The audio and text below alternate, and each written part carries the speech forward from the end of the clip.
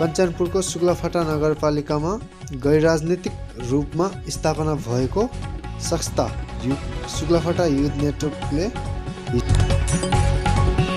सडकमा विरोधको र्याली प्रदर्शन गरेको छ। उक्त र्यालीमा युवाहरूले सहभागिता हुँदै प्रधानमन्त्री केपी शर्मा ओलीले संसद विघटन गरेको र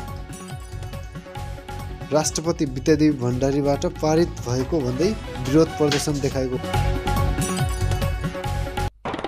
कार्यक्रममा बोल्दै संस्थाका संयोजक हरिश धामीले प्रधानमन्त्रीको यो राष्ट्रिय घाँटी कदमका विरुद्ध आम नागरिकहरू एकजुट भएर विरोधमा उत्रिन र सम्पूर्ण लोकतान्त्रिक एकबद्ध हुन संयोजक धामीले आह्वान गरे।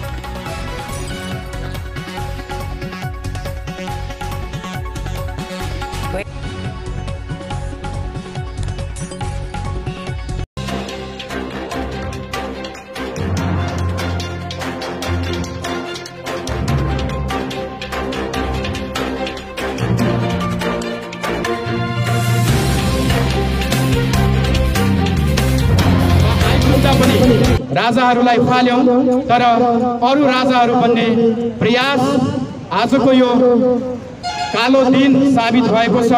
यस सम्बन्धमा संसद विघटन किन गरियो र संसद विघटनले अब आम नेपाली जनमानसमा कस्तो असर पार्छ भन्ने विषयमा हामी जानकारी गराउनेछौँ। तपाईँ हाम्रा लाग्ला हामी 8-10 जना युवा साथीहरू मिलेर आज किन यो आवाज आफ्नो काम, आफ्नो व्यवसाय, आफ्नो पेसा छोडेर यो काम हामी किन गरिरहेका छौँ, आज सडकमा यसरी तपाईहरु अगाडि आएर किन आवाज बुलन्द पार्नु गरिरहँदा राष्ट्रपतिले पनि अनुमोदन गरिसकेको अवस्था छ र अबको अवस्था भनेको अत्यावधिक निर्वाचनमा जाने अवस्था हो। के नेपालले भर्खरै जुन विश्व महामारीका रूपमा फैलिएको कोभिड-19 का कारण अर्थतन्त्र ठुलो अवस्थामा छ। तपाईँ हाम्रो जनजीवन अस्त-व्यस्त छ। यस्तो अवस्थामा नेपालले के अत्यावधिक निर्वाचन खेल्न सक्छ? मानिलियो अत्यावधिक निर्वाचन भयो या भएन, तर जनताबाट निर्वाचित जनताले चुनेर पठाएको 2/3 बहुमतको सरकारको प्रधानमन्त्रीले के यो असंवैधानिक र राष्ट्रघाती कदम चालेको सुहाउँछ? यो आफैले आफैलाई प्रश्न गर्नुपर्ने बेला भएको छ।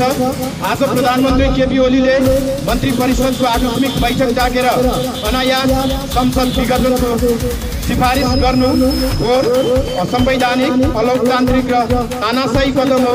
यो संविधानमाथिको स्पष्ट कु हो। सँगसँगै प्रधानमन्त्रीले सिफारिस गरिसके पश्चात राष्ट्रपति विद्यादेवी भण्डारीले यो संसद विघटनको अध्यादेश पारित गर्नु त्यसैमा असंवैधानिक, अलोकतान्त्रिक र तानाशाही छ।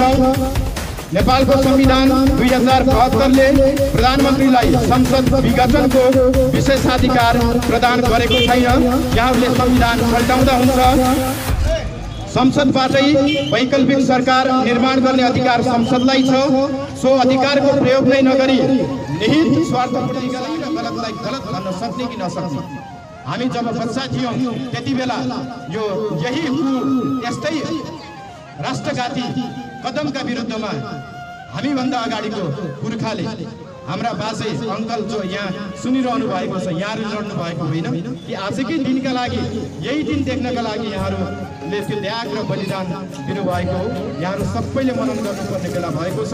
कोही काङ्ग्रेस होला, कोही नेकपा होला, कोही वैकल्पिक राजनीति होला, आफ्नो ठाउँमा छ। तर यो समाज हामी आफूले बनाउनुपर्छ। हाम्रो घरमा दिनादिन भएका समस्यालाई कसले चिरिदिने?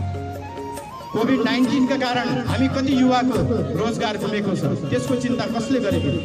हाम्रो पेसा व्यवसाय चौपट भएको छ, त्यसको चिन्ता कसले गरेको? फेरि पनि हामीले सरकारको मुख हेरेर यो सरकारले लाचार भए पनि यो सरकारले आगामी दिनमा ठिक गर्ला भन्दै कोभिड-19लाई सयौं योसँग जुझ्दैछौँ। तर कतिन्जेल भोकै पेटले कतिन्जेल हामी घरभित्रै बस्न बाध्य छौँ। हाम्रो पेसा व्यवसाय रोजगार कसले हेरिदिने? यो त परेको कुरा भयो। तर संविधानले पनि त्यो अधिकार नदिएको असंवैधानिक र राष्ट्रघाती कदम चालेर प्रधानमन्त्रीले यो देशलाई मात्रै होइन हामी आम जनतामाथि कुठाराघात गरेका छन्। यसका विरुद्धमा नेकपामै आस्था राख्ने साथीहरूले पनि बोल्न आवश्यक छ। तपाईँ हामीलाई लाग्ला यो त के नै ठुलो कुरा भयो, राजनीतिक दलका नेताहरू 2-4 जना केपी प्रचण्ड, शेरबहादुर या अरू कोही 2-4 जना नेताहरू झगडा गर्छन् फेरि मिलाइहाल्छन् भन्ने हुन्छ, तर प्रत्यक्ष असर त्यसको हामीले आफ्नो दैनिक जीवनमा भोगिरहेका छौँ। यसका लागि आवाज उठाउने कि नउठाउने, शिक्षा, स्वास्थ्य, रोजगार जस्ता आधारभूत विषयहरूलाई पिटिआईको सरकारले कुनै पनि चिजले रोक्न नसक्ने अवस्थामा पनि यो सरकार यहाँसम्म पुगिसक्दा र अब हामी कति लिएका छन् यो कदम ठिक छ। त्यसो भए त राजतन्त्र किन पाल्यो? त्यत्रो यो हामीले फेरि यसै गरी सडकमा आउनु पर्थ्यो भने किन लोकतन्त्र चाहियो? किन हामीले जनताको शासन भन्यो? सिंहदरबार घरघरमा किन आइपुग्यो भन्यो? एकपटक प्रश्न आफूले सोध्न जरुरी छ। हामीलाई लाग्छ हाम्रा मूल्य मान्यता पुर्खादेखि चलिआएको हामी कुनै पार्टीतिर सम्बन्ध अहिले सबै पार्टीहरू गोलबन्द हुनुपर्ने अवस्था आएको छ। यद्यपि अहिलेको यो संसद विघटन भयो रे, अब यो कानुनको विषय बन्छ, न्यायालयमा जान्छ। न्यायालयमा जाँदा